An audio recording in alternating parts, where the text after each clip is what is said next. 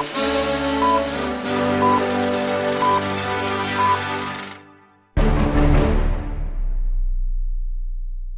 is up, guys? Welcome back to my channel. This is OCD Movie Reviews. My name is Owen DeBrincat, and welcome back to my Karate Kid series leading up to Karate Kid Legends. Last time I reviewed the original Karate Kid and the Karate Kid Part 2. Two really good films. Now we are getting into the low points of the franchise, and this is definitely the lowest point of the Karate Kid franchise in my opinion, and that film is The Karate Kid Part 3. This movie is once again directed by John G. Avildsen and stars once again Ralph Macchio and Pat Morita, including Thomas Ian Griffith, Sean Cannon, Robin Lively, and Martin Kove returning as John Kreese. So when it comes to The Karate Kid Part 3, this is one of those movies, even as a kid, I knew this was my least favorite Karate Kid movie in the series. And I actually have not watched The Karate Kid Part 3 in such a long time, so I rewatched all the Karate Kid movies, of course, and I still did not like The Karate Kid Part 3. Now, is it one of the worst movies in the world? Absolutely not. This movie has its positives, but out of the Karate Kid franchise, to me, this is the worst. This movie has a lot of issues surrounding it. Like, The Karate Kid Part 3, in, like, behind the scenes, like, facts about the movie, there's a lot of things that could have made this movie better. Like, there's storylines that could have made this movie better. Like, there's a fact that this movie was meant to be about Miyagi's ancestors that's going to have Pat Morita returning and Martin Kove as a pirate.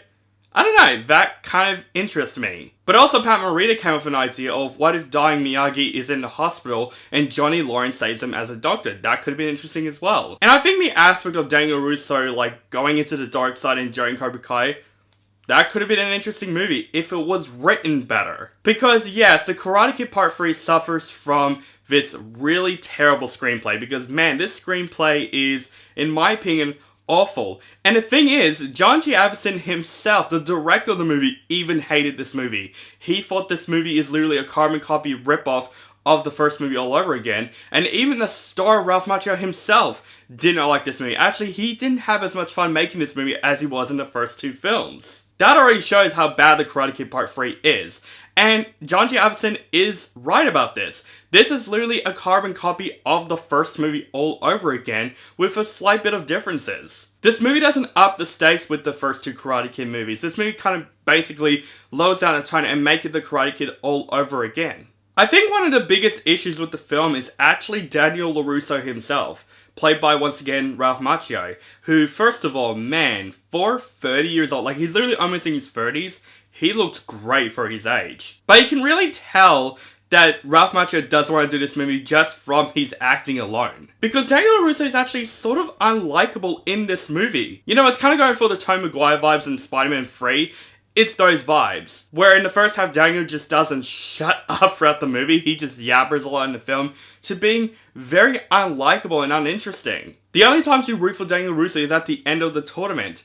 But that is it. You don't root for Daniel Russo to complete his succeed. And the plot of Daniel being in the dark side, you know, joining Cobra Kai to train to beat Mike Barnes in the film because Miss Miyagi refuses to train him for the tournament. It could have been very interesting, but honestly, Daniel is actually kind of a dumbass in this movie as well. He is training with Terry Silver in the film, who plots a revenge on Daniel and Miss Miyagi from John Kreese's favor. And he teaches Daniel basically the ways of Cobra Kai, basically teaches him things he shouldn't do in the tournament, and Daniel just fucking falls for it. Yes, he asks a couple of questions, but yeah, Terry Silver's like, oh, you have to respect me, I'm your teacher. And he injures himself, and he just keeps going with it. And even Daniel is just a complete pussy and coward in this movie. Like, he is afraid of Mike Barnes in the film. Like, he's afraid of him.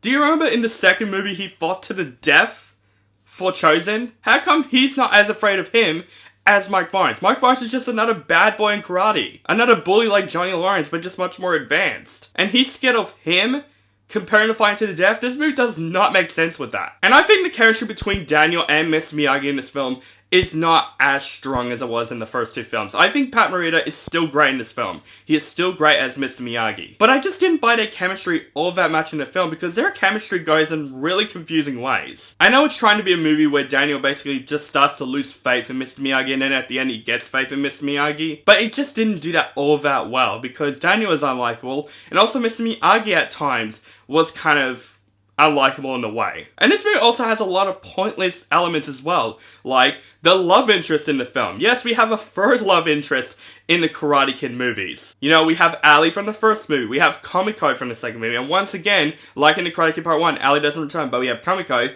Now Kamiko doesn't arrive in the second movie, and we have Jessica Andrews in the film, played by Robin Lively, who is in this film. I thought their chemistry in this movie doesn't go anywhere at all in this movie. It's just very, very pointless. Like, they're basically friends in this film because she already has a boyfriend and she's trying to move away from her hometown to go back to her boyfriend. So them two are kind of just friends in the film, in a way. Like, if she was cut out of the film wouldn't have made any difference whatsoever. She's not even in the third act of this movie supporting Daniel in the tournament. She just left Daniel.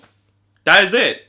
Like, her character is completely pointless. Also, there's a pointless plot of Daniel and Mr. Miyagi opening a bonsai store. Daniel does a stupid decision of paying his college fund to a place for Mr. Miyagi to do his bonsai store at. And this story doesn't go anywhere. There's not a plot element where this bonsai store succeeded. It's just something for Daniel and Mr. Miyagi to do before the villain plot begins. And let's also talk about the villain of this film, one of the villains of the film, Mike Barnes. Man, he is over the top as fuck in this movie. This is one of those characters I think he did much better in Cobra Kai than this movie. Sean Cannon basically plays this over-the-top bully that we've seen many times before. You know, he insults Daniel every time. He's literally like a cartoon character. Like, every time he punches Daniel, he always does that "ah" noise.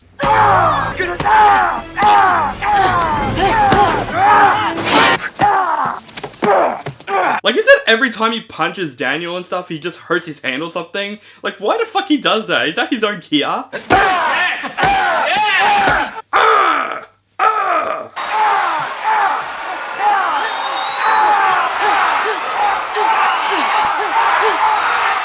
He didn't do it in Cobra Kai, which I was kind of disappointed. That would have been hilarious. But even comparing to Mike Barnes and Daniel LaRusso, Daniel LaRusso is kind of weak in this film. Like, it's like he doesn't know any elements from the first two Karate Kid movies. He's back to the wimp again because Mike Barnes just kicked his ass, like literally snapping a finger. That's literally Mike Barnes in this film. He just beats Daniel like it's easy for him. And hard for Daniel for some reason. And is he supposed to be a skilled karate fighter by now? Like, seriously, does this movie forget elements from the first two films?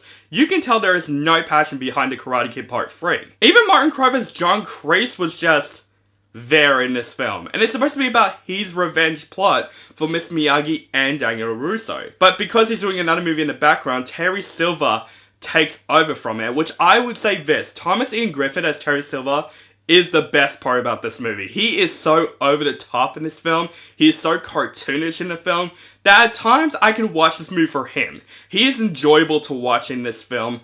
But I do think one of my biggest flaws of the film is that I feel like they revealed that he's the villain already at the start of this movie. Wouldn't that be great if, like, we don't know this character and we think he is helping Daniel LaRusso, but the twist is he's actually the bad guy? That would have made his character much more appalling. But we already know he's the villain. We already know this trap is set. So we know exactly what's going to happen. But I do think Thomas Ian Griffith as Terry Silver is a lot of fun in this film. He definitely has some funny moments. He has a lot of great over-the-top lines in this film.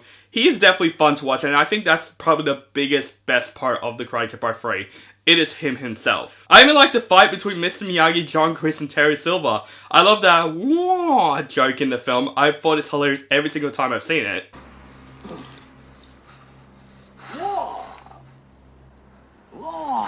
But just the karate scenes in general.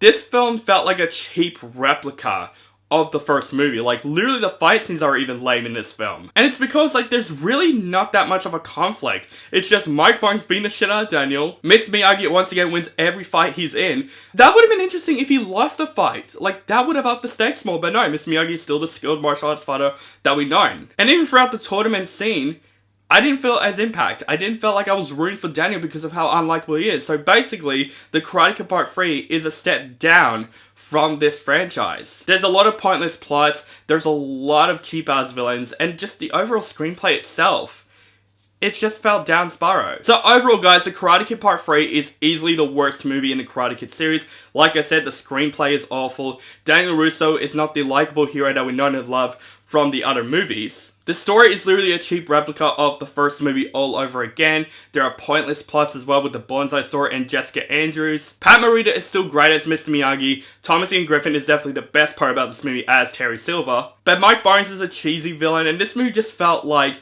a cartoon throughout the movie. Even the overall look of this movie looked very, very cheap. Even though there is a great shot of the film of Daniel and Mr. Miyagi doing kata in the film, on the cliffs, that's probably the best shot about the movie, but the rest of the movie just looks very, very fake and cheap. So yes, The Karate Kid Part 3, in my opinion, is easily the worst Karate Kid movie in this series.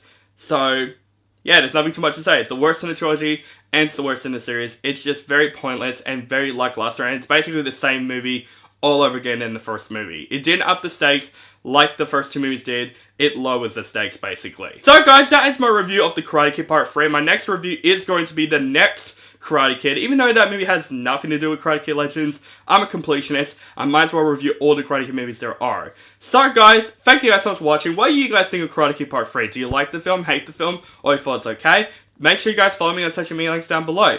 Keep contact with me, and make sure you guys subscribe to my channel, notify for my latest movie reviews and other movie related content. Thank you guys so much for watching, and have a nice day.